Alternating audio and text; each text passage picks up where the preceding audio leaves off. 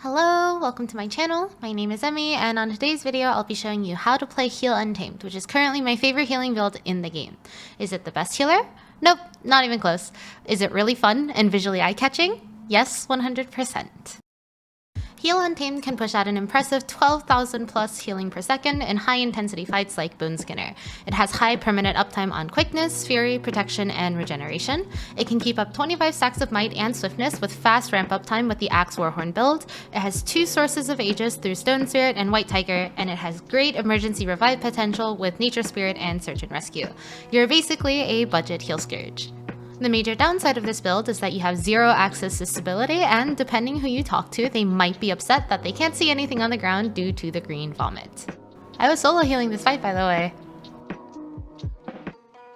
Let me start by talking about how Untamed works. Basically, you've got Unleash Pet and Unleash Ranger, which is toggled by using the F5 button above your health bar. When unleashing Pet, your F1 through 3 pet skills will be replaced by the same 3 area of effect skills, regardless of what pet you're actually running, and when unleashing Ranger, you get a temporary access to an ambush skill. Ambush skills in Guild 2 refer to an enhanced auto attack that's available only for a short time after triggering a class mechanic. This build functions based on one primary trait, which allows you to grant quickness to allies whenever you ambush. In this video, I'm going to go over 2 variants of this build. First, I'm going to go over a very standard flex build, which is what I would recommend if you're first learning this class. Later, I'll go over another version that has higher healing potential, but you will need to swap utilities and pets to upkeep boons depending on your squad composition. Both of these builds have the same gear and traits, their only difference is the weapon and utility choices.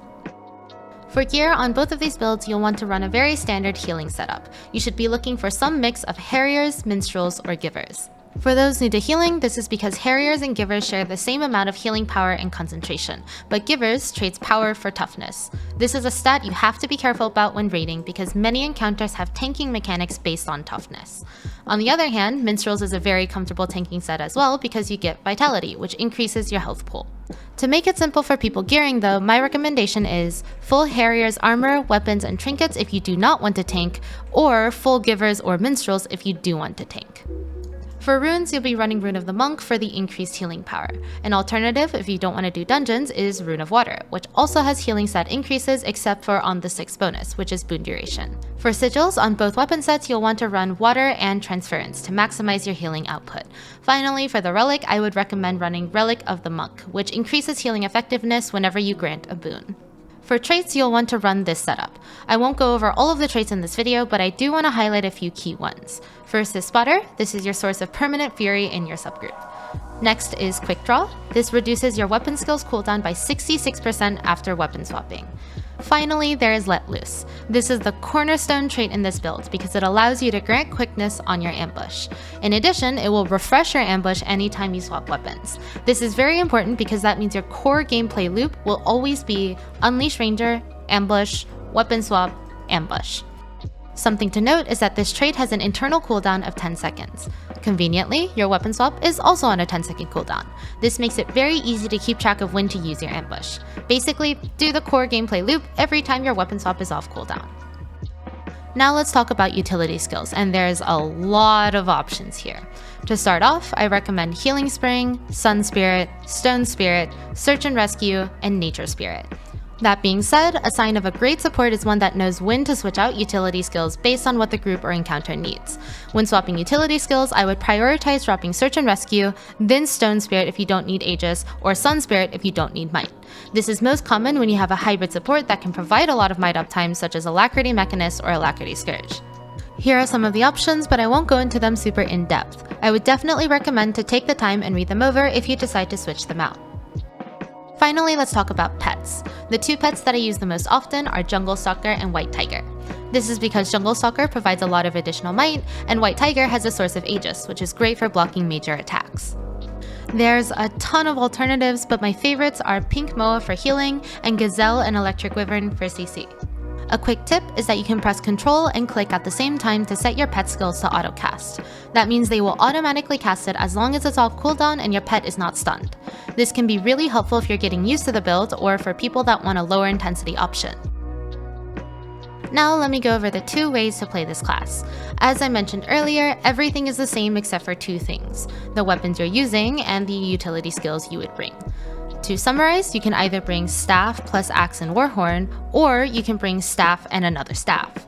When running staff, axe, and warhorn, you have access to more consistent might and swiftness, especially if you weapon swap and use warhorn 5 to trigger a quick draw.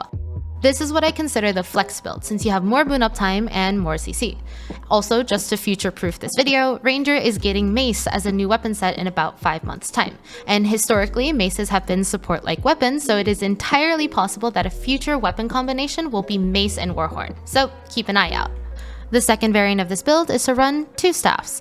This is because weapon swapping and ambushing twice will trigger Solar Brilliance twice and the healing overlaps. The healing output on this version is significantly higher, but you lose out on a lot of utility. Without Warhorn, you cannot upkeep swiftness without the pet, and might generation hovers around 20-ish stacks. You'll also lose the blast finisher and the CC. Speaking personally though, I find this version a lot more fun because the outgoing healing is obscenely high, but I would definitely be careful and keep an eye out if boons are dropping as a result. Now I'll do a demonstration on the golem. If you ever want to practice your healing, this is a great way to do it. I like to turn on the arena damage at the extremely threatening level, and I would also add alacrity to your character since this build outputs quickness. Finally, it doesn't matter what the golem is, so feel free to use any of the options for this target. Before starting the fight, I recommend to start an Axe Warhorn so you can give swiftness right away. Also start an Unleash Pet so you can use F1 and F2 to teleport your pet to the boss. Now, Unleash Ranger, Ambush, Weapon Swap, Ambush. After that, it's pretty flexible. While waiting for your weapon swap to come off cooldown, just press buttons. To be more specific, the basic idea is you want to use Quick Draw on your Staff 5 and Warhorn 5 every time you weapon swap to get the long cooldowns recharge faster. You also want to use Blast Finishers on Water Fields for AoE healing. Make sure you're using Sun Spirit off cooldown to upkeep Might, and it's up to you if you want to use Stone Spirit for protection or if you want to save it for the Aegis. Swapping pets will also generate Might, and you can use the pet's skills for additional healing or boon generation. So, ta-da! That's how you play Heal Untamed, and hopefully I've covered everything there is to know about piloting this class. This build is genuinely one of my favorites, so you'll often see me running it in all sorts of content. That's all I have for this video. If you'd like to support the channel, please consider liking, subscribing, or commenting to tell me what you think. I am also an ArenaNet partner, and I stream quite regularly on Twitch, so if you have any questions that you would like answered, feel free to swing by and say hi. Thank you very much for watching all the way to the end. I'll see you in the next video.